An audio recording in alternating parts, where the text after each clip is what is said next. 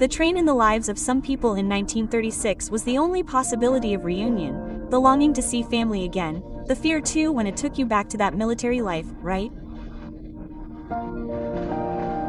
I am Maria Herreros, a visual artist and author of A Barber in War.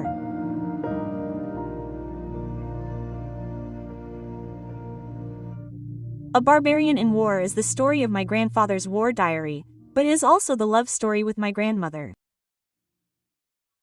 When you gave me the diary and the idea of making the book came up with my editor, of course, I didn't know yet that you had the letters. Yeah. And once I was working with the texts of the diary, you said to me, "Do you want some letters that my grandfather wrote?" And of course, I said, "What?" I found the letters by chance, because when my father's house was about to be demolished because it was in such bad shape, I was taking the camera up to look for souvenirs, old things, and the little box of letters was on the floor, like that, and I said, I kicked this and the letters came out. Quote. But who wrote that? My grandfather, for goodness sake. When I read my grandfather's letters, they were the letters of a 19-year-old boy, and it makes you wonder, doesn't it? What is a 19-year-old boy doing in love, who wants to be dancing the Paso Doble in the town square? What is he doing with a rifle in a war, right? My parents were two very good people who were unlucky because they loved each other very much. They couldn't be together in their youth. Then later, when the war ended, they also had the bad luck that my mother died very soon after.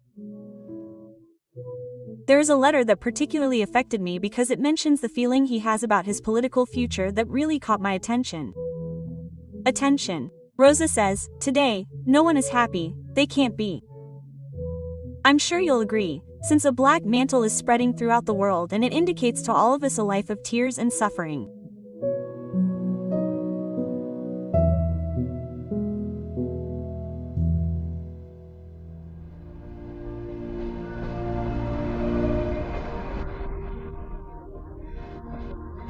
Throughout the process of the diary, the train often served as a guide for them to meet, to connect, and the train tracks were their only way of locating themselves and returning to their homes.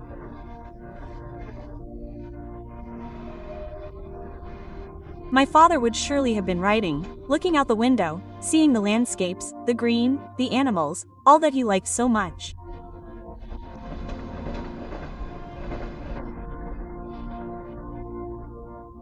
I know that at first the family was quite reluctant for me to do anything with it, because it's normal for the first generation to suffer a conflict like a civil war to be very marked, but it's something that transcends as well.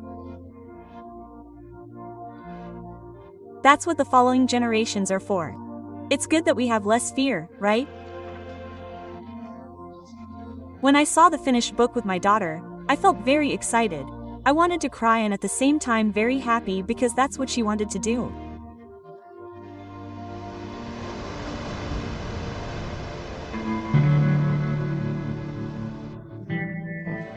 If I could tell my grandfather something, I would tell him that I hope he really likes the way I told his story. I think he would like it because it is a very peaceful book and I had that connection with him because I believe that somehow I had to tell his story.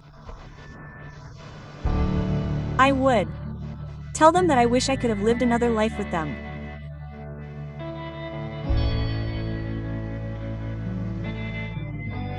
What I hope remains from my grandfather's legacy is the love for the simple life, for nature, and for the right of civil society to live peacefully and calmly.